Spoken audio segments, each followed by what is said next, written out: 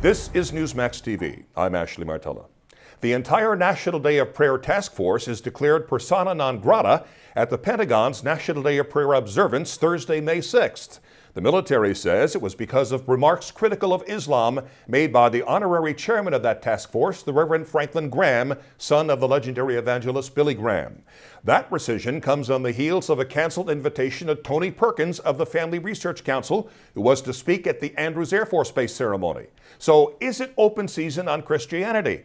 The Reverend Graham is with us right now on the phone. Welcome to Newsmax, Reverend Graham.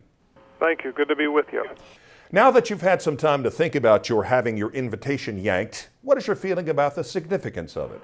Well, I think it's a slap at all evangelical Christians because of my belief that Jesus Christ is the way, He's the truth and the life, and there's no other way to God except through Him. And I don't accept Islam as truth. I don't believe that Muhammad can lead anybody to God. And because of my beliefs that Islam practices violence toward women, and toward minorities in these various countries. This is from my own personal experience over 50 years of traveling in that part of the world.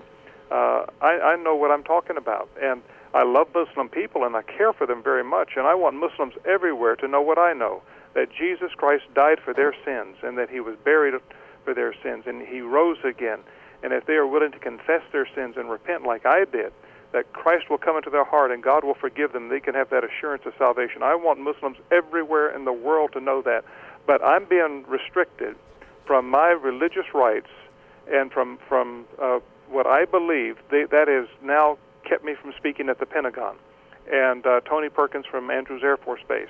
And it's wrong because it was done by a couple of people. But do you think there's a pattern of hostility to traditional Christianity by the Obama administration? Well, it's certainly in the government, and I don't know if it's exactly from President Obama, but I'm certain that some of the men around him are very much opposed to what we stand for and what we believe. When Obama met with you and your father last week, he said he would look into this. Now, did he have any explanation as to why it happened? He said he didn't know anything about it till 2 days prior to that meeting, and I would certainly believe him. I don't think he would say something that wasn't untrue. Or wasn't true, so I believe what he said, but I certainly believe that it was people in his administration that said no. I don't think the Pentagon would say no on an invitation like this without consulting the White House. Compare, if you would, the way Christian leaders were treated under the Bush administration and the way they're being treated today under Obama. Well, it's not a pattern that's just started with Obama. We have seen the secularization coming into government, even before the Bushes arrived in town, and this goes back into the Clinton years. This whole secularization has come in, creeping in, and it's getting more and more and more. And of course, the Bush administration was very friendly toward evangelicals, and he certainly, I think, if he was president today, he would have overturned that decision. And I'm hoping that the President Obama will do this as well. Are you bothered that President Obama has spoken glowingly many times about Islam? And why do you think he's so complimentary toward Islam while seemingly hostile toward the most prominent religion in America, Christianity? I don't know. It seems as though Muslims are getting a pass. And you look at the violence that they portray toward women. It is just horrific. And if you just take women alone, and I just don't understand why the president would be giving Islam a pass. We certainly love the Muslim people, but that is not the faith of this country, and that is not the religion that built this nation.